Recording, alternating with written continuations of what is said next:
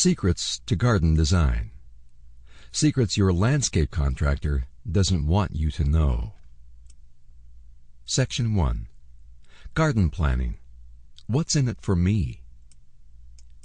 If you dream of creating a landscape accented with lush patches of color borrowed from the pages of Better Homes and Gardens, you've started down the right path. You can imagine the end game. Undoubtedly, you've looked around your neighborhood, eyed with envy that one yard that stands heads above the rest, studied the shelter magazines, and vowed that you will do whatever it takes to make your dream come true. Congratulations! You've done more than most. Then your eye wanders to your backyard, and reality hits. A weed here, a weed there, a few flowers popping through, tall and leggy, trying to reach the sunlight. You may have bought a house, but you've also inherited the gardens. Or perhaps dear husband surprised you with an instant garden last year for Mother's Day. Who knew all those flowers were annuals? Does any of this sound familiar? You've made a decision. This is the year of the garden. But where do you start? You'll find all sorts of mind-numbing information about gardens and gardening on the Internet, and much of it is good information. However, many people with websites have one goal in mind: filling the screen with any content that will produce revenue. And the danger is that you stumble on bad information as you surf the net. Among the worst information on gardening, all you have to do is stick the plant into some dirt and water it once in a while. In your dreams. Don't buy into set it and forget it. It doesn't apply to gardening. There are tips and tricks to easy gardening, but this is not one of them.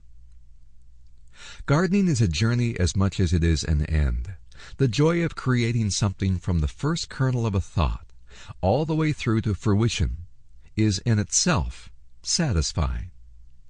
More important, if you put some thought into your gardens, you probably won't want to throw the baby out with the bathwater every spring. In the end, planning your garden saves you time, energy, and money. Can you think of 3 better reasons to avoid planning a garden? If not, let's get started. We'll walk you through everything, step by step. We'll give you real-life examples and solutions along the way. Everything you read has been tried and tested, and has proved successful. Each task is simple, and each task lays the groundwork for the next task. You'll want to jump ahead to the finished product. That's what makes it so hard. It's just human nature. Use a little discipline and restraint. You can have your garden, and enjoy it too, before the end of the season. Plant the right garden at the right place at the right time, and your gardens will reward you for years to come. The crucial missing link. We'll make this short and sweet to drive the point home. The design phase is the most important step in starting a new garden or reviving a garden past its prime. Let's put it another way. Don't put spade to soil until you have a devised plan. Plan to spend about 30% of your time planning your garden before you break ground. Your effort will pay off with many seasons of abundant color, and in the end, it's the quickest way from point A to point B.